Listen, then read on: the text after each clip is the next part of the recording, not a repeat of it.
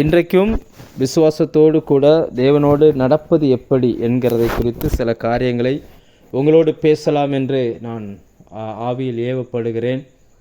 நாம் வேதத்தில் வாசித்த சில மனிதர்கள், நம்ம போன வாரம் பார்த்தோம், நோவாவை குறித்து சில காரியங்களை பார்த்தோம்.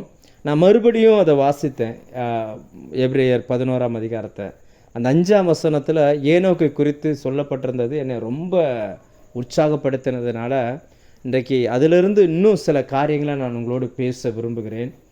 விசுவாசத்தில் தேவனோடு நடப்பது. அவர்கள் வாழ்ந்த அந்த காலகட்டத்தில் அவர்களை சுற்றிலும் அநேகர் இருந்தாங்க. யாருக்குமே வெளிப்படாத சில காரியங்கள், யாருக்கிட்டையும் இல்லாத சில குணங்கள், அது இவங்க மூலமாக வெளிப்பட்டுச்சு. இன்றைக்கி நம்ம வாழ்கிற காலகட்டத்திலையும் நம்மளை சுற்றிலும் அநேகர் இருக்கிறார்கள். எல்லாருடைய வாழ்க்கை முறையும் வேறு, எல்லாருடைய பேச்சு வேறு, எல்லாருடைய சிந்தனை வேறு. நம்முடைய வாழ்க்கை முறை, நம்முடைய பேச்சு, நம்முடைய சிந்தனை வேறு. எப்படி வேறுபடுகிறது என்றால், நாம் தேவனோடு நடக்கிறோம். அவர்களுக்கு தெரியாது, நோவாவுக்கோ அல்லது ஏனோக்குக்கோ அல்லது ஆபேலுக்கோ என் வாழ்க்கையை ஆண்டவர் பைபிளில் எழுதுவார் அப்படின்னு சொல்லி அவங்களுக்கு தெரியாது. நம்ம இன்னைக்கு படிக்கிறோம். ஆனால் ஒருவேளை ஒரு 3000 வருஷங்கள் கழித்து ஆண்டவர் இன்னொரு பைபிள் எழுதுகிறாருன்னு வச்சுக்கிடுவோம். அப்படி எழுதுகிறாருன்னா, ஏன்னா நம்மளுடைய எல்லாவற்றையும் அவர் ரெக்கார்ட் பண்ணுகிறார். சங்கீதம் 87:5-6 இதை சொல்லுகிறது. அவர் சீயோனை குறித்து இன்னான் இன்னான் அதிலே பிறந்தான் என்று சொல்லப்படும், அவர் தொகையிடுவார். ஆண்டவர் நம்ம என்ன செய்கிறோன்றதை இப்போவும் நோட் பண்ணிகிட்டே இருக்கிறார். அவருக்கு முன்னாடி ஒரு ஞாபக புஸ்தகம் இருக்கிறது. அவர் அதில் ரெக்கார்ட் பண்ணுகிறார், ரெஜிஸ்டர் பண்ணுகிறார். ஒருவேளை தேவனுக்கு சித்தமானால், நான் ஒரு கற்பனையில் சொல்கிறேன், ஒரு 3000 வருஷங்கள் கழித்து இன்னொரு வேதத்தை அவர் எழுதுகிறார் அப்படின்னாச்சுன்னா, நம்மை குறித்து அவர் எழுதும் பொழுது திருநெல்வேலியில் லட்சக்கணக்கான பேர் இருந்தாலும் மோகன் ஒருத்தர் இருந்தான் அப்படின்னு எழுதணும். நீங்கள் இருக்கிற இடத்துல எத்தனையோ பேர் உங்களை சுற்றி இருந்தாலும் உங்கள் பேரை சொல்லி இன்னார் இவங்க இருந்தாங்க, இன்னான் இன்னான் அதில் பிறந்தான் என்று சொல்லப்படும். அப்படி நம்மளை குறித்து கர்த்தர் எழுதணும். அப்படி எழுதணும்னா நம்ம கர்த்தரோடு நடக்கிறவர்களாக இருக்கணும். நான் அந்த வசனத்தை உங்களோடு கூட வாசிக்க விரும்புகிறேன். எபிரேயர் 11ஆம் அதிகாரம் 5வது வசனம். விசுவாசத்தினாலே ஏனோக்கு மரணத்தை காணாதபடி எடுத்துக்கொள்ளப்பட்டான். தேவன் அவனை எடுத்து கொண்டபடியினாலே அவன் காணப்படாமற் போனான். அவன் தேவனுக்கு பிரியமானவன் என்று அவன் எடுத்துக்கொள்ளப்படுவதற்கு முன்னமே சாட்சி பெற்றான். தேவனுக்கு பிரியமானவன் என்று வேதத்தில் வரக்கூடிய முதல் மனுஷன், தேவனுக்கு பிரியமானவன் என்று அவன் எடுத்துக்கொள்ளப்படுவதற்கு முன்னமே சாட்சி பெற்றான். அந்த ஏனோக்கினுடைய சில காரியங்களை மட்டும் நாம் இன்றைக்கு வேதத்திலிருந்து நாம் படிக்க போகிறோம். ஏனோக்கு குறித்தல்ல, ஏனோக்கு எப்படி பிரியமாக இருந்தார் என்பதை குறித்து நான் உங்களோடு சில காரியங்களை வைக்க விரும்புகிறேன். கர்த்தர் எனக்கு கற்றுக் கொடுத்த சில காரியங்களை வைக்க விரும்புகிறேன். பொதுவாக சொல்லுவாங்க, சமைக்கும் போதே அம்மா மாரெலாம் சொல்லுவாங்க இல்லையா, நான் சமைக்கும் போதே டேஸ்ட் பண்ணி பார்த்தேன், ரொம்ப அழகாக இருந்துச்சு, ரொம்ப டேஸ்ட்டாக இருந்துச்சுன்னு. ஆண்டவர் இந்த செய்தியை கொடுக்கும்போதே எனக்கு ரொம்ப சந்தோஷமாக இருந்துச்சு. ரொம்ப மகிழ்ச்சியோடு கூட இந்த வார்த்தைகளை நான் உங்களோடு கூட பேச விரும்புகிறேன். ஆதியாகமம் 5ஆம் அதிகாரம் அதனுடைய 22ஆம் வசனம் இப்படி சொல்லுகிறது. ஏனோக்கு மெத்துசலாவை பெற்ற பின் 300 வருஷம் தேவனோடு சஞ்சரித்து கொண்டிருந்து குமாரரையும் குமாரத்திகளையும் பெற்றான். அந்த வசனத்தின் அர்த்தம் என்னவென்றால், அவனுடைய மகன் பிறந்ததிலிருந்து 300 வருஷம். அப்போ அவன் மகன் பொதுவாக பார்த்திங்கன்னா கல்யாணம் முடிஞ்சுன்னா மனைவியோடு நிறைய நேரம் செலவழிப்பாங்க. குழந்தை பிறந்துருச்சுன்னா அப்புறம் மனைவியோடு செலவழிக்கிற நேரம் குறையும், பிள்ளையோடும் நிறைய நேரம் செலவழிப்பாங்க. அதுக்கப்புறம் வேறு நிறைய பிள்ளைங்க பிறக்க பார்த்திங்கன்னு சொல்லியாச்சுன்னா இவங்களுடைய நேரங்கள் பிரிக்கப்படும். எல்லாருக்கும் ரொம்ப நேரம் செலவழிக்க முடியாது. ஏன்னா இருக்கிற அந்த டயத்தை கொஞ்சம் தானே நம்மளால் செலவழிக்க முடியும். ஆனால் ஏனோக்கு அப்படி இல்லையாம். அவர் என்ன பண்ணாராம், எவ்வளவு பிள்ளைகள் பிறந்தாலும், அந்த மெத்துசலாவுக்கு பிறகு எத்தனை பிள்ளைங்க பிறந்தாலும் தேவனோடு சஞ்சரிக்கிற அந்த டயத்தை மட்டும் அவர் விட்டு கொடுக்கவே இல்லை. அதை அவர் தனியாகவே வச்சுருந்தார். மற்ற எல்லாருக்கும் நேரம் ஒதுக்கி இருந்தார். எல்லாரை பார்க்கிலும் தேவனுக்கு அதிக நேரம் ஒதுக்கி இருந்தார். இன்றைக்கி நாமளும் எல்லாவற்றுக்கும் நேரம் ஒதுக்குறோம். எல்லாவற்றை பார்க்கிலும் தேவனோடு இருப்பதற்கு அதிக நேரம் ஒதுக்குகிறோம். எல்லா முக்கியங்களில் முக்கியம் கர்த்தரோடு நாம் இருப்பது. அது ரொம்ப வித்தியாசமாக இருந்துச்சு. சில ஆங்கில மொழிபெயர்ப்புகளை நான் அப்படி எடுத்து படித்து பார்த்தேன். ஏன்னா நம்ம நிறைய செய்தி எடுக்கிறதுனாலையும் நிறைய பைபிள் டீச் பண்ணுறதுனாலையும் நிறைய மொழிபெயர்ப்புகளை வந்து நம்ம வசனத்தோடு கம்பேர் பண்ணி பார்ப்போம். அதில் சில மொழிபெயர்ப்புகள் ரொம்ப ஆச்சரியமான சில காரியங்களை வந்து சொல்லிச்சு. அது என்னென்னா T14 ஒரு மொழிபெயர்ப்பு இருக்குது. அதில் எப்படி போட்டிருக்குன்னா, close fellowship with God for 300 years after Methuselah was born அப்படின்னு. ரொம்ப க்ளோஸான ஒரு ரிலேஷன்ஷிப்பில் அவர் இருந்திருக்கிறாராம் தேவனோடு. அதே நேரம் மனைவி, பிள்ளைங்க, அந்த வசனம் சொல்கிறது குமாரரையும் குமாரத்திகளையும் பெற்றார். தேவனோடு மட்டுமே போயிருந்தால் குழந்தைங்க வந்திருக்க மாட்டாங்க.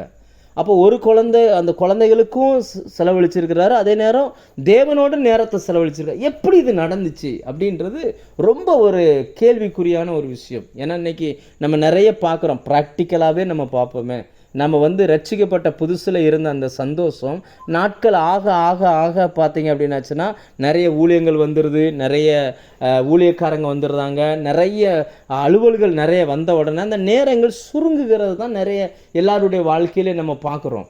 ஆனால் இவர் மட்டும் தேவனோடு அப்படி சஞ்சரித்து கொண்டே இருந்தாராம். டு வாக், நடந்துக்கிட்டே இருந்தாராம், தேவனோடு அப்படி நெருங்கி போய்கிட்டே இருந்தாராம். சில மொழிபெயர்ப்புலலாம் போட்டிருக்கு அப்படின்னாச்சுன்னா அதை நடப்பதை வழக்கமாய் வைத்திருந்தாராம். சில மொழிபெயர்ப்பு போட்டிருக்குது பேசிக்கொண்டே நடந்தார் அப்படின்னு சொல்லி. தேவனோடு பேசிக்கிட்டே இருந்தாராம். 300 வருஷம் அப்படி பேசிக்கொண்டே நடந்தாராம். எப்படி இவைகள் சாத்தியமாகும் அப்படிங்கும்போது ஆவியானவர் எனக்கு சில வசனங்களை நினைவுபடுத்தினார். அதில் ஒன்று ஆமோஸ் தீர்க்க தரிசன புஸ்தகம் 3ஆம் அதிகாரம் அதனுடைய 3ஆம் வசனம் ஒரு வசனத்தை சொல்லுகிறது. இப்படி சொல்லுகிறது, 2 பேர் ஒருமனப்பட்டிருந்தால் ஒழிய ஒருமித்து நடந்து போவார்களோ. அந்த வசனம் சொல்லுகிறது 2 பேர் ஒருமனப்பட்டிருந்தால் ஒழிய, 2 பேர் ஒருமனப்பட்டு வாழ்ந்தால் மட்டும்தான் ஒருமித்து நடக்க முடியும். 2 பேருடைய அந்த ஒரு மனம் வந்து ரொம்ப ரொம்ப முக்கியமாக இருக்குது. ஆண்டவர் வந்து இதை இஸ்ரவேல் ஜனங்களை குறித்து சொல்லும் பொழுது இந்த வார்த்தையை சொல்லுகிறார்.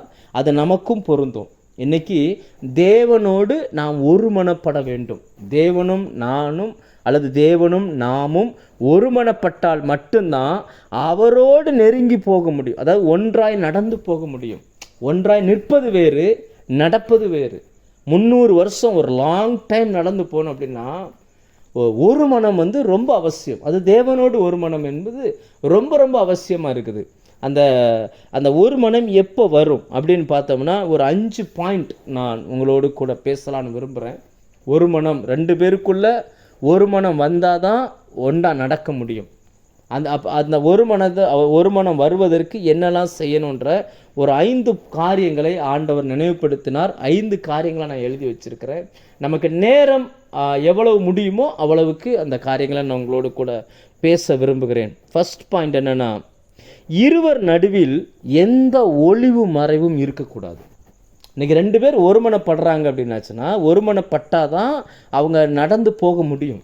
அவங்களுடைய லைஃப் வந்து அடுத்த லெவலுக்கு மாறும். ஒன்றா போக முடியும்னா 2 பேருக்குள்ள ஒளிவு மறைவே இருக்கக்கூடாது. 2 பேருக்குள்ள, இன்னும் இப்படி சொல்ல போனால் 2 பேருக்குள்ளும் ஒரு நல்ல அண்டர்ஸ்டாண்டிங், ஒருவரை ஒருவர் அறிகிற அந்த தன்மை வந்து இருக்கணும். கரெக்டாக நம்ம எத்தனை பேரோடு பழகிறோம், எத்தனையோ பேரோடு வாழ்கிறோம், எத்தனையோ பேர்கிட்ட ஃப்ரெண்ட்ஸ் வச்சுருக்கிறோம்.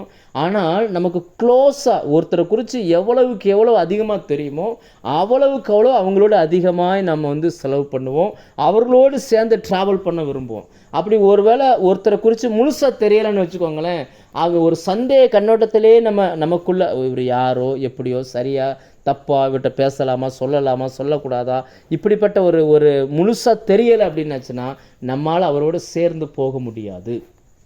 இப்போ தேவனும் மனுஷனும் ஒரு மனப்பட முடியுமா? 2 பேருடைய நடுவில் ஒளிவு மறைவு இல்லாமல் இருக்க முடியுமா? 2 பேரும் ஒருமனப்படுவதற்கு தடை என்ன? வேதத்தில் இந்த வசனத்துக்கு சில மொழிபெயர்ப்பு என்ன சொல்லுதுன்னா, மனுஷனுக்கு, அதுக்கு முந்தின வசனமும் வாசிக்கிறேன், அப்போ உங்களுக்கு ஓரளவுக்கு அந்த பிக்சர் வந்து தெரிஞ்சிடும். ஆமோஸ் 3ஆம் அதிகாரம் 1-2 இந்த வசனத்தை வாசிக்கிறேன். இஸ்ரவேல் புத்திரரே, கர்த்தராகிய நான் எகிப்து தேசத்திலிருந்து வரப்பண்ணின முழு குடும்பமாகிய உங்களுக்கு விரோதமாக சொல்லிய இந்த வசனத்தை கேளுங்கள். பூமியின் எல்லா வம்சங்களுக்குள்ளும் உங்களை மாத்திரம் அறிந்து கொண்டேன். ஆண்டவர் இன்னைக்கு அதை தான் நம்மளை பார்த்து சொல்கிறாரு.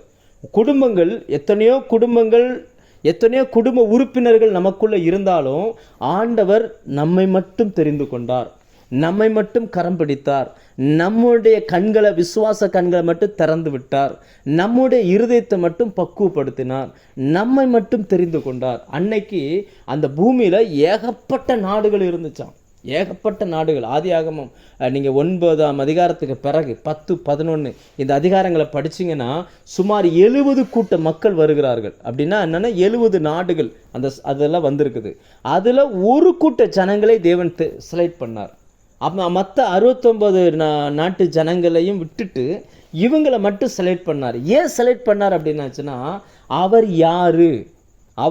அவர் யார் என்பதை மற்றவர்களுக்கு காண்பிப்பதற்கு தேவன் அவர்களை செலக்ட் பண்ணார். அதனால தான் இந்த வசனம் சொல்லுகிறது, பூமியின் எல்லா வம்சங்களுக்குள்ளும் உங்களை மாத்திரம் அறிந்து கொண்டேன், ஆகையால் உங்களுடைய எல்லா அக்கிரமங்கள் அதாவது இது அவங்களுக்கு ஒரு எச்சரிப்பாக வருது. ஆனால் ஆக்சுவலாக இதனுடைய அர்த்தம், உண்மையான அர்த்தம் என்னவென்றால், உன்னை நான் செலக்ட் பண்ணதுக்கான அர்த்தமே எதுக்காக உன்னை செலக்ட் பண்ண அப்படின்னாச்சுன்னா, நான் யார் என்பதை ஜனங்கள் அறிந்து கொள்வதற்கு எனக்கு இந்த பூமியில் மனிதர்கள் தேவை, அதனால் நான் உன்னை செலக்ட் பண்ணேன்றார்.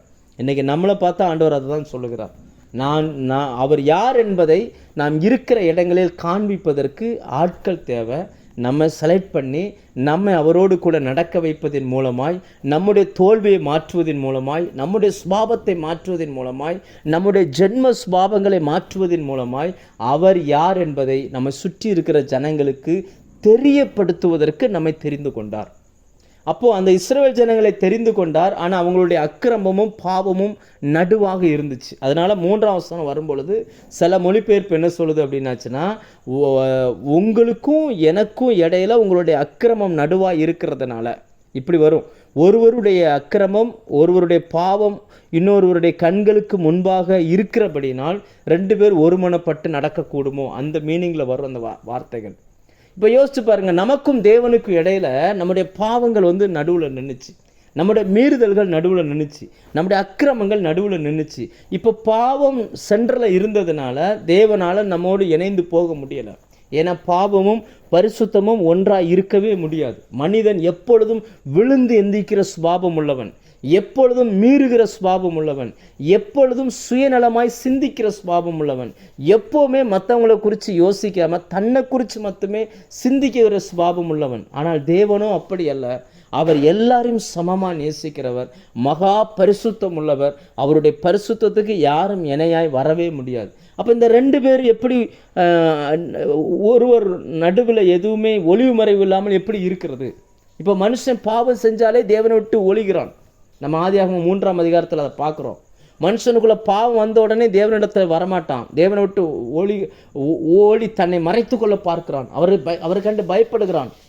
ஆனால் அதனால தான் அவர் என்ன பண்ணார் அப்படின்னாச்சுன்னா, அவர் நடுவில் இருந்த தன்னுடைய பாவத்தை, நம்முடைய எல்லா பாவத்தையும் எடுத்துட்டு மனுஷன் செஞ்ச பாவத்தின் நிமித்தமாய் தேவன் கோபத்தில் பேசின சில வார்த்தைகள் ஒன்றில்ல, அந்த வார்த்தையும் சேர்த்து எடுத்து சிலுவையில் வச்சு ஆணிகளால் அடித்தாராம். அதுதான் கொலோசியர் 2ஆம் அதிகாரம் 13, 14, 15 இந்த வசனங்கள் சொல்லுகிறது. பாவங்களினால் அக்கிரமங்களினால் மரித்திருந்தோம், நம்ம மாம்சத்தின்படி விருத்த சேதனம் இல்லாதவர்களாக இருந்தோம். நம்முடைய எல்லா அக்கிரமங்களையும் எடுத்து கட்டளைகளால் நமக்கு விரோதமாக இருந்த கையெழுத்தை குலைத்து அது நடுவில் இராதபடிக்கு, அந்த கையெழுத்து சென்டரில் இருந்துச்சு. பாவம் செய்கிற ஆத்துமா சாகும், பாவத்துக்கு இதுதான் பனிஷ்மெண்ட்டுன்ற அந்த கையெழுத்து சென்டரில் இருந்துச்சு. அந்த கையெழுத்தை நடுவில் இராதபடிக்கு எடுத்து சிலுவையில் அடித்து அவைகளால் சிலுவையிலே வெற்றி சிறந்தார்னு வசனம் சொல்லுகிறது.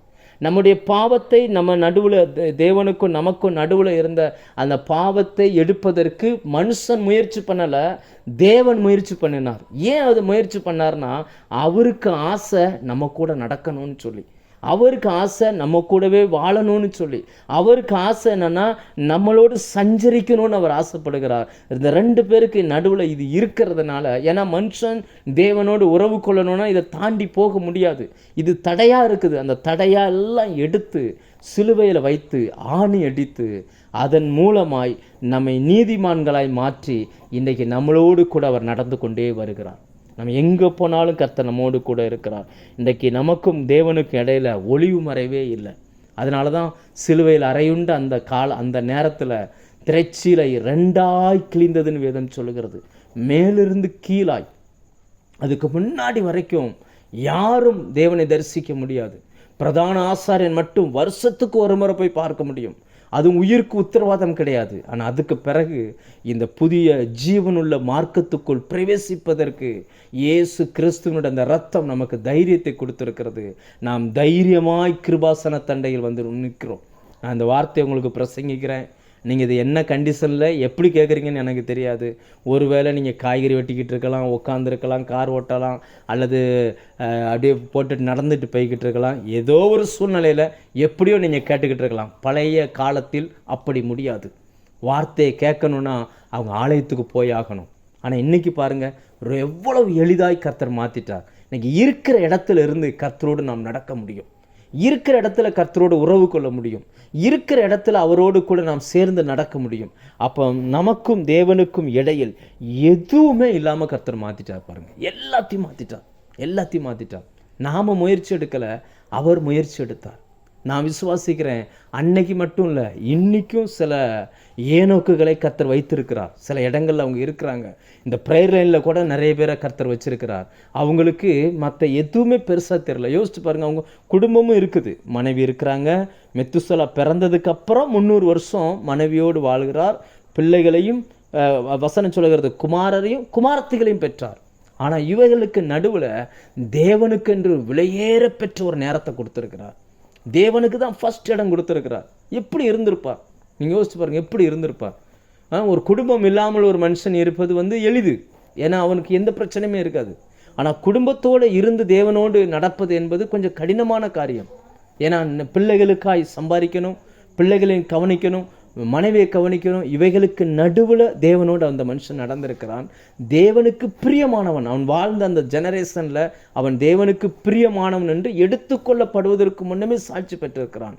என்ன காரணம்னா, 2 பேர் ஒருமனப்பட்டார்கள். அந்த ஒரு மனம் தேவனுக்கும் மனுஷனுக்கும் வருகிற அந்த ஒரு மனம் எப்படி இருந்திருக்கும் யோசிச்சு பாருங்கள். இன்றைக்கி கர்த்தரோடு நாம் ஒருமனப்பட்டு நடப்பதற்கு நமக்கு தடையாக இருந்த எல்லாவற்றையும் எடுத்து சிலுவையில் ஆணி அடித்து நம்மை அவரோடு கூட ஒப்புரவாக்கி கொண்டார். இன்றைக்கி அவரோடு கூட நாம் நடக்க ஆரம்பிச்சிருக்கிறோம். அதனால் நாம் தேவனோடு நடப்பதற்கு நம்ம 2 பேருக்கும் நமக்கும் தேவனுக்கும் இடையில எந்த தடையுமே கிடையாது. இருக்கிற இடத்துல இருந்து கர்த்தரோடு உறவு கொள்ள முடியும். 2வதாக 2 பேர் ஒருமனப்படணும் அப்படின்னாச்சுன்னா 2 பேருடைய கருத்தும் ஒன்றாக இருக்கணும். 2 பேருடைய ஒப்பீனியன் ஒன்றாவே இருக்கணும். 2 பேருடைய யோசனை ஒன்றாவே இருக்கணும். யோசிச்சு பாருங்கள், இது குடும்பத்துக்கும் பொருந்தும், கணவன் மனைவிக்கும் பொருந்தும். சில ஊர்லலாம் சொல்லுவாங்கள்ல, ஒன்று தரைக்கு இழுத்தா ஒன்று தண்ணிக்கு இழுக்குது அப்படின்னு சொல்லி. இப்போ தேவனுடைய கருத்தும் மனுஷனுடைய கருத்தும் ஒன்றா சேர்ந்தாதான் ஒன்றா நடக்க முடியும். இப்போ தேவன் நமக்காக மாற மாட்டார். தேவன் நமக்காக மாற மாட்டார். ஏன்னா வசனம் என்ன சொல்லுகிறது, நான் கர்த்தர், நான் மாறாதவர் அப்படின்ட்டார். அவர் மாறவே மாட்டார். அப்போ நாம தான் மாறணும். அவருடைய கருத்துக்கு தகுந்தபடி நம்முடைய கருத்தை நாம் மாற்றி ஆகணும். எப்படி முடியும்?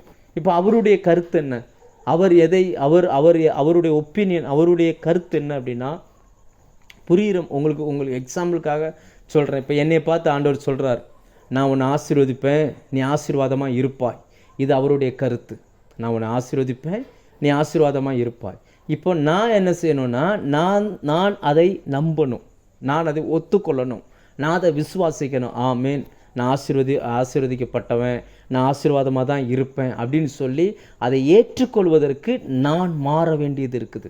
ஏனென்றால் அவருடைய கருத்தோடு என்னுடைய கருத்து ஒன்று சேரும்போது மட்டும்தான் ரொம்ப தூரம் போக முடியும், நெடுங்காலம் என்னால் பயணம் பண்ண முடியும். இன்றைக்கி நிறைய நேரங்களில் கர்த்தர் நம்மளை மன்னிச்சிட்டாரு, சந்தோஷம். ஆனால் நாம் நம்மளை மன்னிச்சிட்டோமா? ஆண்டவர் சொல்லக்கூடிய அந்த வார்த்தைகளெல்லாம் அப்படியே நம்ம நம்புகிறோமா? அநேக ஜாதிகளுக்கு நீ கடன் கொடுப்பாய், நீயோ கடன் வாங்காதிருப்பாய் அப்படின்னு சொன்னார். அநேக ஜாதிகளுக்கு கடன் கொடுப்பாய், அவங்க உன்கிட்ட கடன் வாங்குவாங்கடா அப்படின்றது தான் அதுக்கான அர்த்தம். அநேக நாடுகள் நம்மளிடத்திலிருந்து கடன் வாங்கும். தனி மனிதனிடத்தில் அநேக நாடுகள் கடன் வாங்குவதற்கு வாய்ப்பு இருக்குதா? ஆண்டவர் அதை சொன்னார், வாய்ப்பு இருக்குதா? வாய்ப்பு இருக்கோ இல்லையோ, ஆமேன் என்று நாம் அதை அங்கீகரிக்கத்தான் வேணும். இங்கே சுற்றி இருக்கிற சூழ்நிலைகளை நம்ம பார்க்கக்கூடாது. இல்லையே, பார்த்தா சூழ்நிலை நமக்கு சாதகமாக இல்லையா அப்படின்னா அப்படி இல்லை. சூழ்நிலை நமக்கு சாதகமாக இருக்காது, ஒரு காலமும் சாதகமாக இருக்காது. ஆனால் நான் தேவனோடு நடக்கப் போகிறேன். காண்கிற உலகத்தில் காண்கிற மனிதர்களை விட்டுவிட்டு காணாத உலகத்தில் காணாத தேவனோடு நான் நடக்கப் போகிறேன். அதுக்குத்தான் விசுவாசம் தேவை. அப்படி விசுவாசத்தில் நடப்பதற்கு அவருடைய கருத்தோடு என்னுடைய கருத்து இணைந்து போக வேண்டும். அவர் என்ன சொல்கிறாரோ நான் அதை அப்படியே ஒத்துக்கொள்ளணும், அப்படியே அதுக்கு ஆமீன் சொல்லணும். அப்படி சொன்னால் மட்டும்தான் நான் அவரோடு இணைந்து நடக்க முடியும். அவர் ஒன்றை யோசிக்க, நான் இன்னொன்று யோசிக்க, அவர் என்னை பார்த்து நான் உன்னை விட்டு விலகுவதுமில்லை, உன்னை கைவிடுவதுமில்லை என்று சொல்லியிருக்க, நான் ஏதாவது ஒரு சூழ்நிலையில் என்னை கைவிட்டுட்டீங்களே ஆண்டவரேன்னு அப்படி யோசிச்சுக்கிட்டு இருந்தா, இப்போ அவருடைய கருத்தை விட்டு நான் வேற எங்கேயோ வந்துட்டேன். நான் உன் பிள்ளைகள் கர்த்தரால் போதிக்கப்பட்டிருப்பார்னு ஆண்டவர் சொல்லி இருக்க, என் பிள்ளைகளுக்கும் கர்த்தருக்கும் சம்மந்தம் இல்லாத ஒரு வாழ்க்கையை வாழ்கிறாங்களே ஆண்டவரே அப்படின்னு நான் யோசிச்சுக்கிட்டு இருந்தேன்னா, அவர்களுடைய கருத்தை விட்டு நான் வேற எங்கேயோ வந்துட்டேன். ஏன்னா ஒருவேளை காண்கிற உலகத்தில் அது சாத்தியமாக கூட இருக்கலாம், உண்மையாக கூட இருக்கலாம். ஆனால் ஆண்டவர் சொல்லிட்டார், நான் உன் பிள்ளைகள் கர்த்தரால் போதிக்கப்பட்டிருப்பார்கள் அப்படின்னு அவர் யோசிச்சுட்டார்னா நான் அதுக்கு ஆமேன் சொல்லணும். ஏற்ற வேலையில் அது நடக்கும். அப்போ இன்னைக்கு 2 பேர் ஒருமனப்படுகிறது எங்கே மைனஸ் ஆகுது அப்படின்னு பார்த்தீங்கன்னா, மனுஷன் ஆவியாக இருக்கிறான், மனுஷன் மாம்சமாக இருக்கிறான். அவன் சிந்தனை, அவனுடைய எண்ணமெல்லாம் மாம்சத்துக்குரியதே யோசிச்சுக்கிட்டு இருக்குது. தேவன் ஆவியாக இருக்கிறார், அவர் சொல்கிறது எல்லாமே ஆவிக்குரியதாகவே இருக்குது. மாம்சத்துக்கு ஆவிக்கும் எப்போவுமே ஃபைட் நடந்துக்கிட்டே இருக்குது. கலாத்தியர் 5:17 சொல்லுகிறது, ஆவி மாம்சத்துக்கு விரோதமாய் மாம்சம் ஆவிக்கு விரோதமாய் போராடுகிறதாம். ஒரு பெரிய யுத்தம் நடந்துக்கிட்டே இருக்குது. இதில் எது ஜெயிக்குதோ அதுதான் நான். இப்போ நான் அந்த 2ல் எது ஜெயிக்கணுன்றத முடிவெடுக்கக்கூடிய இடத்துல நான் இருக்கிறேன். இப்போ என் மாம்சம் ஜெயிக்கணுமா, என் ஆவி ஜெயிக்கணுமான்றதை நான் எதை விரும்புகிறேனோ அதுதான் ஜெயிக்கும். இப்போ என்னுடைய தெரிந்து கொள்ளுதல், என்னுடைய விருப்பம் எதுவாக இருக்குது அப்படின்னாச்சுன்னா, இப்போ நான் தேவனோடு சேர்ந்து அவருடைய கருத்தோடு ஒன்று சேரணும் அப்படின்னாச்சுன்னா, ஆவியின் பட்டயமாகி இந்த வசனத்தை நான் அங்கீகரிக்க எனக்குள்ளே இருக்கிற மாம்ச எண்ணம், மாம்சீக சிந்தனை எல்லாம் கம்ப்ளீட்டாக குறைஞ்சி ஆவிக்குரிய சிந்தனையில் நான் மாறுகிறேன். இதை தான் பவுல் அப்போஸ்தலன் 1 கொரிந்தியர் 2ஆம் அதிகாரம் 15, 16, 17 இந்த வசனங்களில் எழுதுகிறார். மாம்சத்துக்குரியவன் ஒன்றையும் நிதானிக்க மாட்டான், ஆவிக்குரியவன் எல்லாவற்றையும் நிதானிக்கிறான். ஆவிக்குரியவன் ஆவிக்குரியவைகளை ஆவிக்குரியவர்களோடு சம்பந்தப்படுத்தி காட்டுகிறான். இன்றைக்கி நம்ம மாம்சத்தில் யோசிக்கிறோமா, ஆவியில் யோசிக்கிறோமா, அவர் சொல்லுகிறது அவருடைய கருத்தோடு ஒத்து போகிறோமா என்பது மிக மிக முக்கியமாக இருக்கிறது. ஆவியானவர் நமக்கு அந்த ஆவியின் சிந்தையை நமக்குள்ளே கொண்டு வருவதற்கு மிகவும் முக்கியமான ஒரு நபராக இருக்கிறார். அதனால தான் வேதம் சொல்லுகிறது, எங்களுக்கோ கிறிஸ்துவின் சிந்தைன்னு ஒன்று வேதம் சொல்லுகிறது. அந்த வசனத்தை நான் வாசிக்கிறேன். 1 கொரிந்தியர் 2ஆம் அதிகாரம் 16ஆம் வசனம் ஒரு வித்தியாசமான ஒரு கருத்தை அங்கே சொல்லுகிறதா இருக்குது. 16வது வசனம் வாசிக்கிறேன். கர்த்தருக்கு போதிக்கத்தக்கதாக அவருடைய சிந்தையை அறிந்தவன் யார்? எங்களுக்கோ கிறிஸ்துவின் சிந்தை உண்டாயிருக்கிறது அப்படின்றார். அப்படின்னா என்ன? 2 பேர் ஒருமனப்பட்டா ஒன்றா நடக்க முடியும். 2 பேருடைய கருத்தும் ஒன்றா இருக்கணும், 2 பேருடைய சிந்தனையும் ஒன்றா இருக்கணும். அவர் என்னுடைய சிந்தனைக்கு மாற மாட்டார், அவர் கர்த்தர், அவர் மாற மாட்டார், நான் தான் மாறணும். ஆனால் அவருடைய சிந்தை எப்படி இருக்குது அப்படின்னா, வெளி உலகத்தோடு இருக்கிறதுக்கு முற்றிலும் மாறுபட்ட ஒன்றாக இருக்குது. அதனால் கர்த்தருக்கு போதிக்கத்தக்கதாக அவருடைய சிந்தையை அறிந்தவன் யார்? அவர் என்ன யோசிக்கிறாரு, என்ன செய்கிறாருன்னு நமக்கு தெரியாது. ஆனால் அதே நேரம் இன்னொரு வசனம் என்ன சொல்லுதுன்னா, எங்களுக்கோ கிறிஸ்துவின் சிந்தை உண்டாயிருக்கிறது அப்படின்றார். அப்போ கிறிஸ்துவின் சிந்தைன்னு என்ன? இந்த கிறிஸ்துவினுடைய அந்த ஆவியானவர் தான் தேவனுடைய ஆழங்கள் அகலங்களை ஆராய்ந்து இருக்கிறவர். அந்த சிந்தனை, அது நம்முடைய சிந்தனை மண்டலத்தில் தமது குமாரனுடைய ஆவியை அனுப்பி தேவனுக்குள்ளே இருக்கக்கூடிய எல்லாமே கிறிஸ்து இயேசுவுக்குள் ஆமென்றும் ஆமேன் என்றும் இருக்கிறது என்கிற அந்த உணர்வை நமக்குள்ளே கொண்டு வருகிறார். இன்னும் பிலிப்பியர் 2ஆம் அதிகாரம் நீங்கள் வாசிங்கன்னா இன்னும் தெளிவாக அதுக்கான விளக்கம் அங்கே இருக்கும். கிறிஸ்து இயேசுவுக்குள் இருந்த சிந்தையே உங்களிலும் இருக்க கடவுது. அவர் தேவனுக்கு சமமாக இருப்பதை கொள்ளையாடின பொருளாக எண்ணாமல் அடிமையின் ரூபம் எடுத்து இந்த பூமிக்கு இறங்கி வந்தார். அதாவது என்னன்னா, தேவனுக்கு சமமாக இருப்பதை எண்ணாமல் தேவனுக்கு எது விருப்பமோ அதை செய்யணுன்றதுக்காக அந்த விருப்பமாகவே அவர் மாறுகிறார். அது அவருக்கு. இன்னைக்கு நமக்கு விருப்பம் என்ன? நம்மை குறித்த தேவனுடைய விருப்பம் என்ன? நான் உன்னில் மகிமைப்படுவேன்னு அவர் சொல்கிறார்னா, அவருடைய மகிமையை வெளிப்படுத்துகிற இடத்துல உங்களை கர்த்தர் வச்சிருக்கிறார். அப்போ நீங்கள் அந்த வார்த்தையை நம்பணும். அந்த மகிமை வெளிப்படுவதற்கு ஏதுவாய் உங்களை விட்டு கொடுக்கணும். எப்படி கிறிஸ்து இந்த பூமிக்கு வரும் பொழுது, ஒரு மனுஷனாய் வரும் பொழுது சாதாரண மனுஷனாய் வந்தார், எல்லா உணர்வுகளும் உணர்ச்சிகளும் உள்ள ஒரு மனுஷனாய் வந்தாரோ, அதே போல் ஏன் அப்படி வந்தார்னா அந்த வசனம் அப்படி சொல்லிச்சு. அதே போல் நம்மளை குறித்து தேவனுடைய அந்த விருப்பம், தேவனுடைய சிந்தை, நீங்கள் எங்கே இருக்கிறீங்களோ அந்த இடத்துல கர்த்தர் உங்களை ப்ளஸ் பண்ணுவேன்னு சொல்கிறாருன்னா, நீங்கள் உங்களை அப்படிப்பட்ட நபராய் நீங்கள் பார்க்கணும்.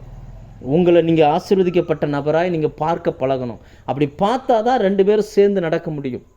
யோசிச்சு பாருங்க, ஏனோக்கு தேவனோடு சஞ்சரித்து கொண்ட வாக்கிங் நடந்து போனாராம், பேசிக்கிட்டே நடந்தாராம். அப்போ அவர் எப்படி நடந்திருப்பார்? தேவன் என் கூட இருக்கிறாரு, எந்த சூழ்நிலையும் என் கூடவே இருக்கிறாரு, நான் போகும்போது அவரும் என் கூட வர்றார். எப்பொழுதுமே அந்த ஆவியின் சிந்தனையிலே அந்த மனுஷன் இருந்திருக்கிறார். இன்றைக்கி அவர் நமக்கு ஒரு பெரிய சவாலாக இருக்கிறார்.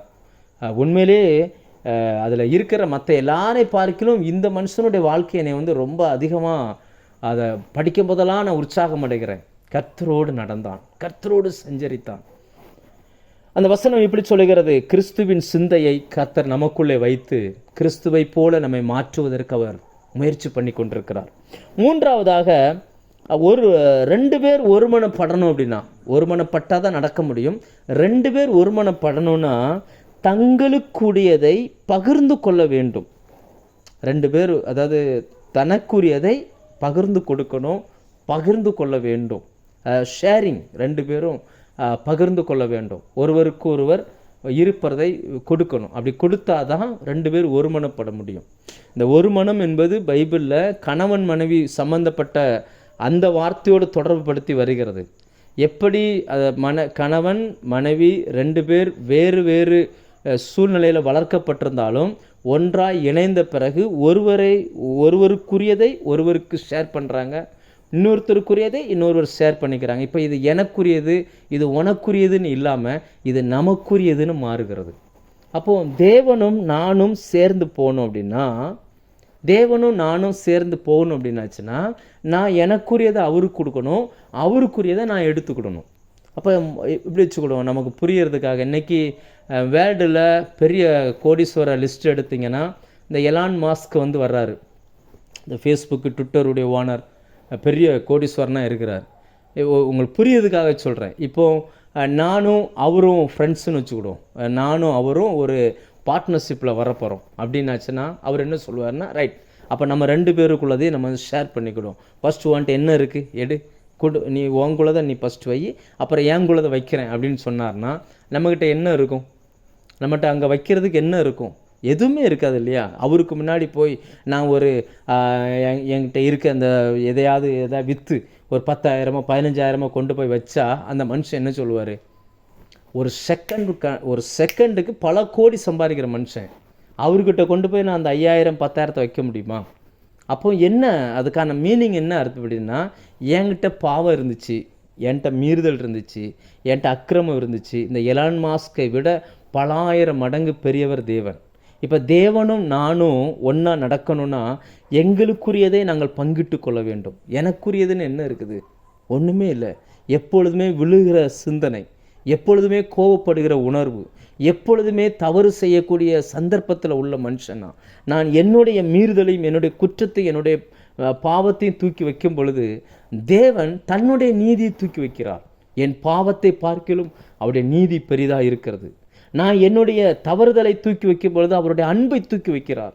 என்னுடைய தவறுதலை பார்க்கிலும் அவருடைய அன்பு பெரிதாக இருக்கிறது. அவர் அப்படியே ஷேர் பண்ண ஆரம்பிக்கிறார். யோசிச்சு பாருங்க, இன்னைக்கு அவருடையது எல்லாம் என்னுடையதாக இருக்குது. இதை நம்ப முடியுதா? அவருடையது எல்லாம் என்னுடையதுன்னு. லூக்கா 15ஆம் அதிகாரத்தில் ஆண்டவர் ஒரு ஓமை சொல்வார். 2 பிள்ளைங்க, அதில் மூத்தவன் இளையவன் அப்பா விட்டுட்டு தூரம் போனவன், மூத்தவன் அப்பா கூட தான் இருக்கிறான். ஆனால் அப்பாவுக்கு என்னெல்லாம் இருக்குதோ அதெல்லாம் தனக்குரியதுன்ற அறிவில்லாமல் இருக்கிறான். அவர் அப்பா போய் சொல்கிறாரு, எதுக்குடா இப்படி இருக்கிற? என்னுடையது எல்லாம் உன்னுடையதாக இருக்குது. ஏன்னா அவர் இன்னைக்கு எல்லாமே நமக்கு கொடுத்துட்டார். அவருடைய தெய்வீக சுபாவம் நமக்குரியது. அவருடைய விடுதலை நமக்குரியது, அவருடைய சுகம் நமக்குரியது, அவருடைய திவ்ய சுகம் நமக்குரியது, அவருடைய எல்லாமே நமக்குரியது. இதை எடுத்துக்கொள்வது யார்? அதுதான் பிரச்சனை. இப்போ 2 பேர் சேர்ந்து நடந்தால், இப்போ ஒருவேளை நான் அதை சொல்லும்போது கூட உங்களுக்குள்ள ஒரு கேள்வி எழும்பலாம். நீங்கள் சொல்கிறீங்க பாஸ்டர், அவர் எல்லாம் கொடுத்துட்டாருன்னு சொல்கிறீங்க, ஆனால் அதை எப்படி எடுக்கிறதுன்னு தெரியலையே, நான் இன்னும் நோயாளியாக தானே இருக்கிறேன், இன்னும் குறைவுப்பட்டவனாக தானே இருக்கிறேன், இன்னும் சில குறைவுகளோடு தானே இருக்கிறேன் அப்படின்னு நீங்கள் நினைக்கலாம். ஆண்டவர் அதை அனுபவிப்பதற்கு ஒரே ஒன்றை மட்டும் அளவுகோலாக வச்சுருக்கிறார். அது என்ன தெரியுமா? அதுதான் விசுவாசம். அதுதான் விசுவாசம். நீங்கள் மார்க் 6ஆம் அதிகாரம் 5ஆம் அதிகாரம் எடுத்தீங்கன்னா 27லேருந்து 30 வரைக்கும் வாசிச்சு பாருங்கள். அங்கே ஒரு சம்பவம் எழுதப்பட்டிருக்கு. 12 வருடமாய் பெரும்பாடு உள்ள ஒரு ஸ்திரீ. அது வெளியில் சொல்ல முடியாத நோய்.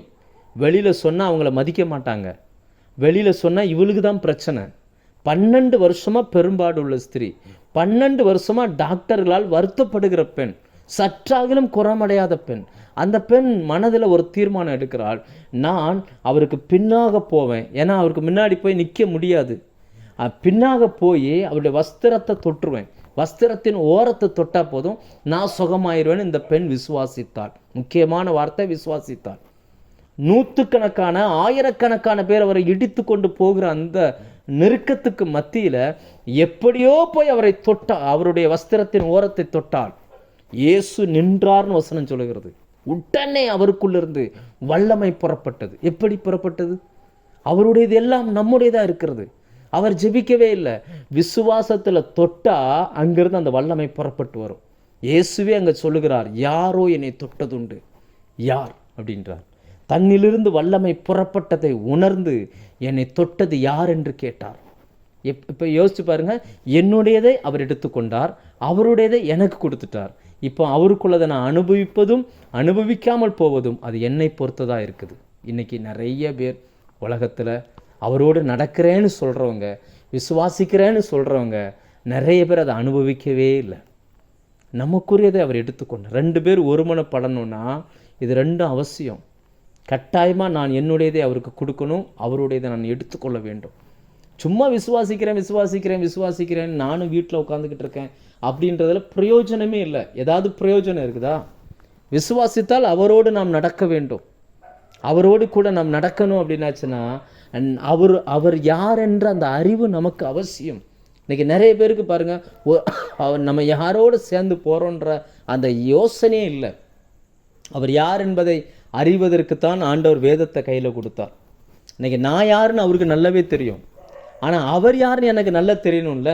இப்போ என்னுடையதெல்லாம் அவர் எடுத்துக்கொண்டார். என் நினைவுகள் தூரத்திலிருந்து அவர் அறிகிறார், என்னுடைய யோசனைகளை அவர் தூரத்திலிருந்து அறிகிறார், நான் மண்ணென்று அவர் நினைவு கூறுகிறார். ஆனால் அவர் யாருன்னு நமக்கு தெரியணும்ல. அவர் யார் நமக்கு தெரியறதுக்கு தான் வேதத்தை எழுதி கையில் கொடுத்தார். அப்போ விசுவாசிக்கிறவர்கள் வேதத்தோடு நேரம் செலவழிப்பார்கள், விசுவாசிக்கிறவர்கள் வார்த்தையோடு அதிக நேரம் செலவழிப்பார்கள், தேவனோடு நடக்கிறவர்கள் வார்த்தையோய் அதிகமாய் கனப்படுத்துவார்கள். அவரை அறிகிற அந்த அறிவு இதுக்குள்ளேருந்து தான் நமக்கு கிடச்சிட்டே இருக்குது. அப்போ ஒவ்வொரு நாளும் அவரை அறிகிற அறிவில் அடுத்த எல்லைக்கு நாம் கட்டாயமாய் போக வேண்டும். 4வது பாயிண்ட், எப்படி அவரோடு ஒருமனப்படுகிறது அப்படின்னாச்சுன்னா, ஒருமித்து போவது என்பது அடுத்தடுத்த எல்லைகளுக்குள் போவது. அடுத்தடுத்த எல்லைகளுக்குள் போவது அப்படின்னா உங்களுக்கு எப்படி புரிய வைக்கிறதுன்னு தெரியல. உங்களுக்கு எத்தனை பேருக்கு எங்கள் ஊருன்னு தெரியும்னு தெரியல, ஆனால் நான் உங்களுக்கு புரியதுக்காக சொல்கிறேன். இப்போ திருநெல்வேலி பெரிய சிட்டி, நான் திருநெல்வேலியில் டவுனில் இருக்கிறேன்னு வச்சுக்கிடுவோம். இப்போ நானும் இன்னொரு நபரும் சேர்ந்து நடக்க ஆரம்பிக்கிறோம், பேசிக்கொண்டே நடக்க ஆரம்பிக்கிறோம் அப்படின்னாச்சுன்னா, இப்போ திருநெல்வேலியில் ஆரம்பித்த எங்களுடைய பயணம் ஒரு 1.5 ஒரு செகண்டுக்குள்ளெல்லாம் மாறாது. ஒரு 1.5 மணி நேரம் நடந்து அப்படியே வண்ணாரப்பேட்டைக்கு வந்திருப்போம். திருநெல்வேலிக்கு அடுத்த அந்த அவுட்ரு ஸ்டாப் வந்திருப்போம். இப்போ நடந்து வந்திருக்கிறோம் அப்படின்றதுக்கு அடையாளம் என்னன்னா, ஒரு எல்லையை விட்டு இன்னொரு எல்லைக்குள்ளே வந்திருக்கிறோம். இப்போ தேவனோடு விசுவாசத்தில் நடக்கிறவர்கள் ஒரு எல்லையிலே நிற்க மாட்டாங்க, அந்த எல்லையை விட்டு அடுத்த எல்லைக்குள்ளே அவங்க வந்திருப்பாங்க. இன்னும் புரிகிற மாதிரி சொன்னால், தேவனோடு விசுவாசத்தில் நம்ம நடந்திருந்தோம்னா நம்மளுடைய விசுவாசம் ஒரே லெவலில் இருந்திருக்காது, அடுத்த எல்லைக்கு வந்திருப்போம், அடுத்து வளர்ந்திருப்போம். இன்னும் சொல்லப்போனால் நமக்குள்ள வளர்ச்சி, ஆவிக்குரிய அந்த வளர்ச்சி, அந்த முதிர்ச்சி ஆட்டோமேட்டிக்காக வந்திருக்கும். இப்படி உங்களுக்கு புரியுதுக்காக ஒரு 2 சாட்சி சொல்கிறேனே. ஒரு அம்மா இருந்தாங்க. நான் இயேசுவை ஏற்றுக்கொண்டு நான் திருமணம் முடித்த அந்த அந்த ஆர்சி பேக்ரவுண்டில் திருமணம் முடித்தேன். என் மனைவியுடைய அக்கா ஒருத்தங்க இருந்தாங்க. அப்போ நாங்கள் அவங்க வீட்டுக்கு ஆப்போசிட் வீட்டில் குடியிருந்தோம். அப்போ நான் ஊழியம்லாம் செய்யல, நான் வேலை பார்த்துட்டு இருந்தேன். அப்போ என்ன செய்வேன்னா, இதை வேலை கிடச்சிச்சின்னா கிடைக்கிற பணத்தில் பெருவாரியான பணத்தை சிடி வாங்குறது, புக்கு வாங்குறது, இதுக்கே செலவு பண்ணுவேன். அப்போ சில நாட்கள் அவங்க வந்து என்கிட்ட நேரடியாக பேச மாட்டாங்க, எதையும் குறை சொல்ல மாட்டாங்க. என் மனைவிட்டு சொல்லுவாங்க, சம்பாரித்து இது உன் புருஷன் இப்படியே போயிட்டு பண்ணிக்கிட்டு இருக்கானே, நீ எல்லாம் எதுவுமே சொல்ல மாட்டியா அப்படின்ற மாதிரி சொல்லுவாங்க. இப்படி சொன்ன அந்த நபர் ஏன் இது சொல்கிறேன்னா, நீங்கள் லூக்கா 17ஆம் அதிகாரம் வாசிச்சிங்கன்னா அதில் 25, 26, 27 இந்த அதிகாரங்களில், இந்த வசனங்களில் வரும்பொழுது நோவாவை குறித்து ஒரு வார்த்தை வரும்.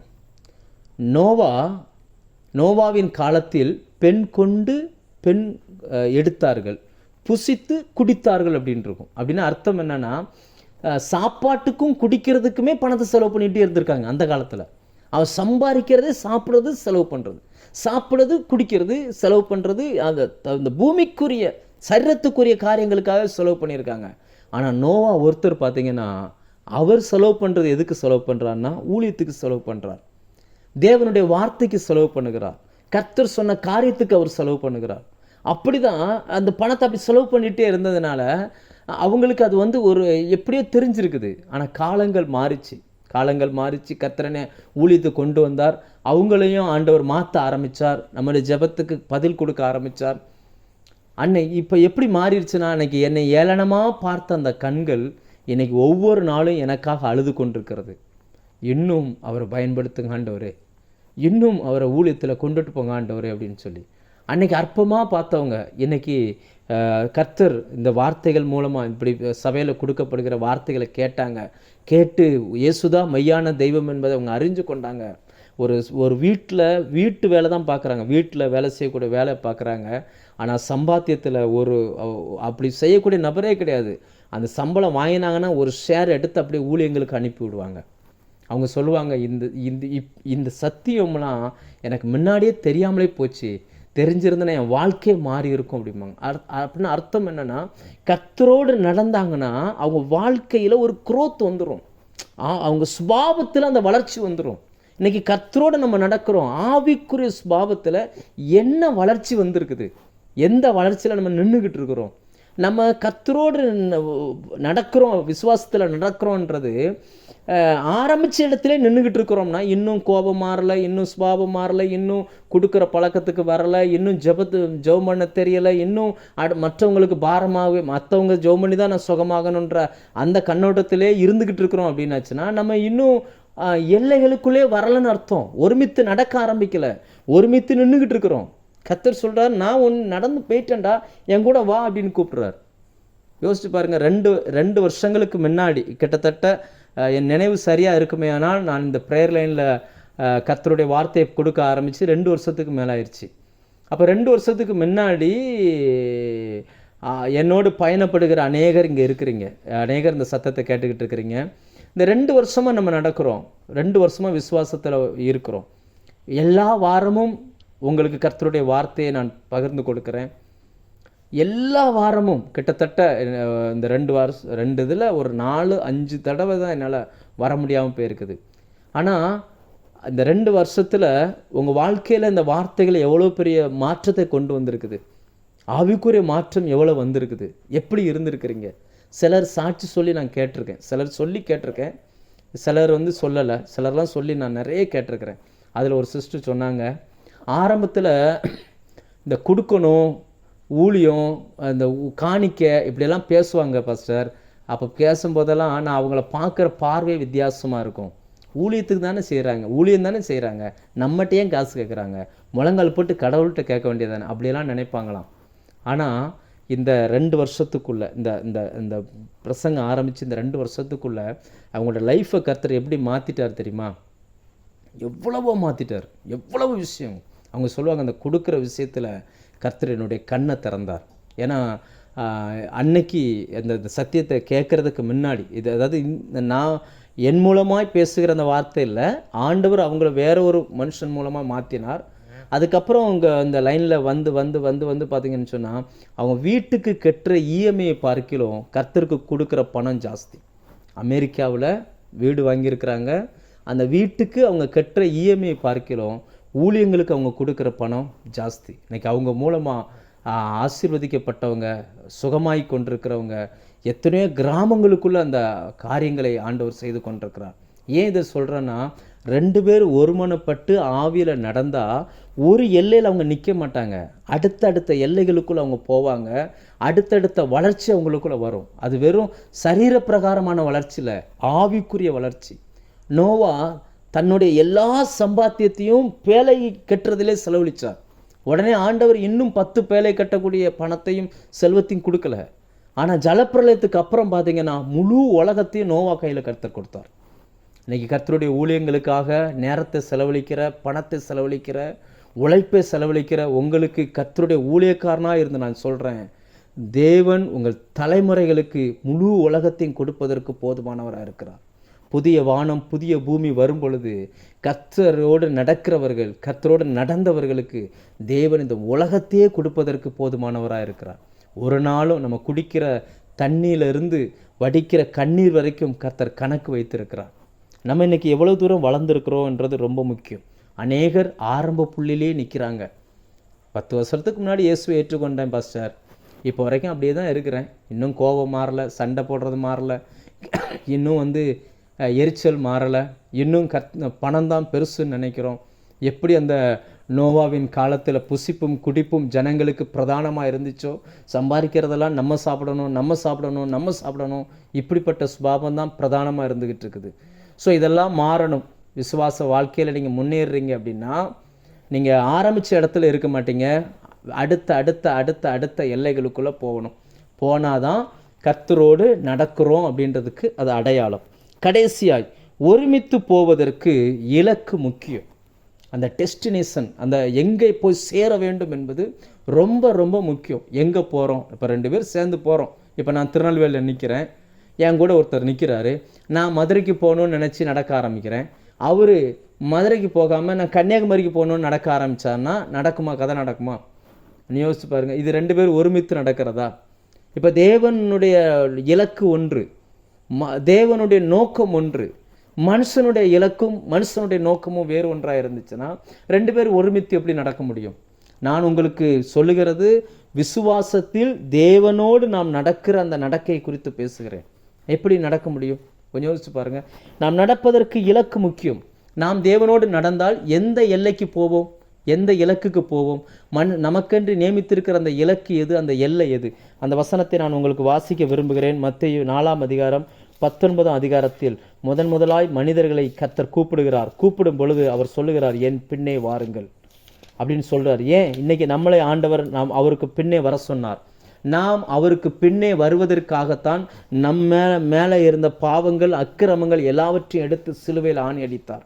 நாம் அவரோடு கூட வரணும். ஏன்னா அவர் என் பின்னே வாருங்கள் அப்படின்னு சொல்லிட்டு எதுக்கு கூப்பிட்றாருன்னா அவரோடு நடப்பதற்கு கூப்பிடுகிறார், அவரோடு சேர்ந்து பயணப்படுவதற்கு கூப்பிடுகிறார். அந்த வசனத்தை நான் வாசிக்கிறேன்.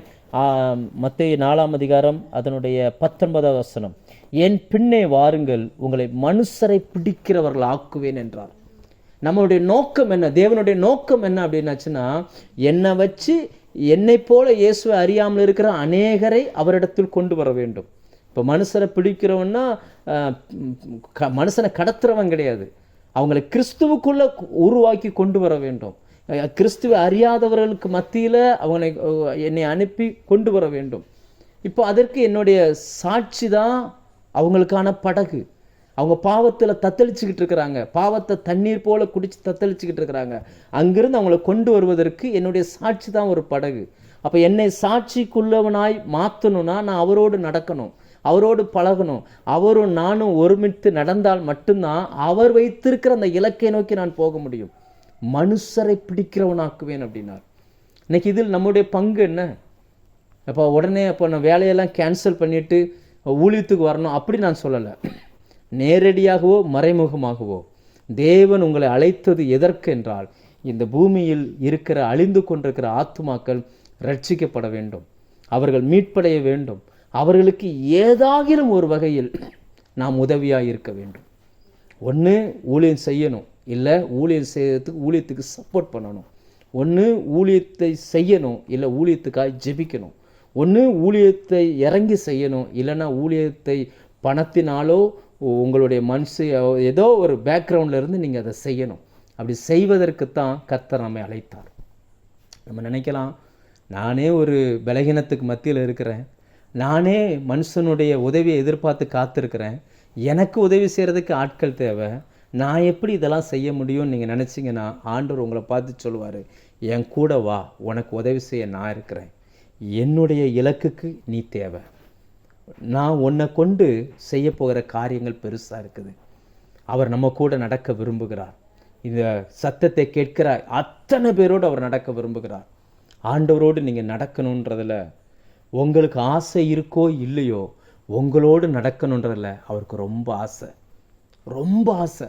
அதனால தான் அவருடைய கண்கள் தேடிக்கொண்டிருக்கிறது. யாராவது வந்துட மாட்டாங்களா, யாராவது ஜெபிச்சிட மாட்டாங்களா, யாராவது நான் வர்றேன் ஆண்டவரே அப்படின்னு சொல்லி ஒப்பு கொடுத்துட மாட்டாங்களா அப்படின்னு சொல்லி அவர் ரொம்ப விரும்புகிறார், ரொம்ப ஆசைப்படுகிறார். இன்னைக்கு அவரோடு நடக்கிற ஒரு கூட்டத்தை அவர் எதிர்பார்க்கிறார். யோசிச்சு பாருங்கள், 5 பாயிண்ட் நான் உங்கள்கிட்ட சொல்லியிருக்கிறேன். இருவரும் ஒருமனப்பட்டால் ஒழிய ஒருமித்து நடக்கக்கூடுமோ? முதலாவது, 2 பேர் நடுவில் ஒளிவு மறைவு இருக்கக்கூடாது. தேவனுக்கும் உங்களுக்கும் இடையில எதுவுமே இருக்கக்கூடாது. இருவருடைய கருத்தும் ஒன்றாக இருக்க வேண்டும். தங்களுடையதை பகிர்ந்து கொள்ள வேண்டும். 4வது, ஒருமித்து போவது என்பது அடுத்த ஆவிக்குரிய வளர்ச்சிக்குள்ளே போகிறது. அடுத்து, ஒருமித்து போவதற்கு 2 பேருடைய இலக்கும் ஒன்றாக இருக்க வேண்டும்.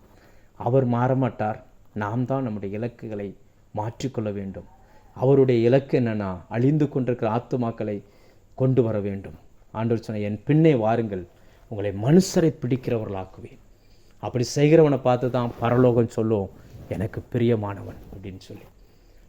ஏனோக்கு தேவனுக்கு பிரியமானவனாய் வாழ்ந்தான். இன்னைக்கு அவருக்கு பிரியமானவனை நாம் வாழ வேண்டும்.